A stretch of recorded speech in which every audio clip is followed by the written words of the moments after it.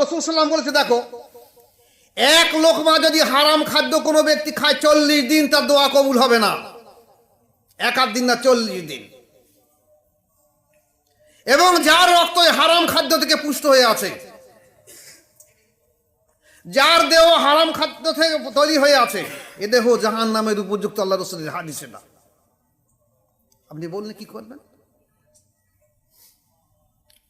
ওয়াইজিনদের, ইমামদের দায়িত্ব কি ছিল? ওয়াইজিনদের দায়িত্ব ছিল এই পথহারা মানুষের কাছে দাওয়াত পৌঁছে দেওয়া। কিসের দাওয়াত? যে বাপ সকল, তোরা কোনো এক আল্লাহওয়ালা মানুষের কাছে বায়াত গ্রহণ কর, যার ক্ষমতা আছে তোমার অন্তরকে, মোর্দাদেরকে জিন্দা করে দিতে পারবে, এবং কঠোর সাধ্য সাধনা করো, নফসের বিরুদ্ধে মুজাহিদা করো, হয়তো আল্লাহ পাক তোমাকে কামিয়াবি করবে। তা না করে যত গল্প গুজব, কেসা কাহিনী, গজল নিয়ে রাতের পর রাত মশগুল হয়ে গেছে, মানুষের চরিত্র কিছুই পরিবর্তন হচ্ছে না। মসজিদে আসুন, এমন কোন জুমা নেই যে জুমা ইমাম সাহেব আধা ঘন্টা বকে না, লেকচার দেয় না, নাকি বল?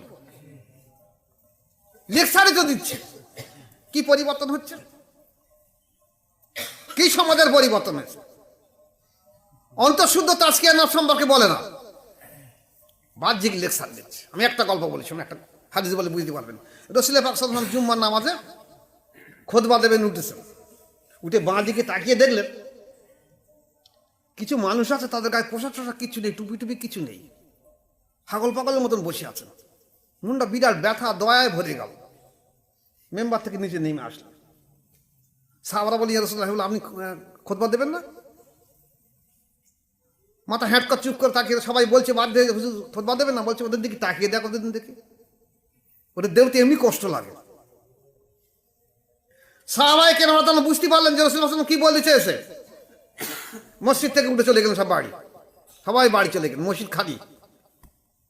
যার বাড়ি যা আছে, যার দুটো খেজুর আছে, কারো একটা বাড়তি জামা আছে, কারো একটা বাড়তি কাঁথা আছে, কারো কিছু আছে, যে যা এনেছে, কেউ দুটো ভাত এনেছে, কেউ দুটো খেজুর এনেছে, কেউ দুটো যা এনেছে এনে ওখানে সব দিয়ে দিতে, তোমরা কোনো ভাগ করে নিয়ে নাও।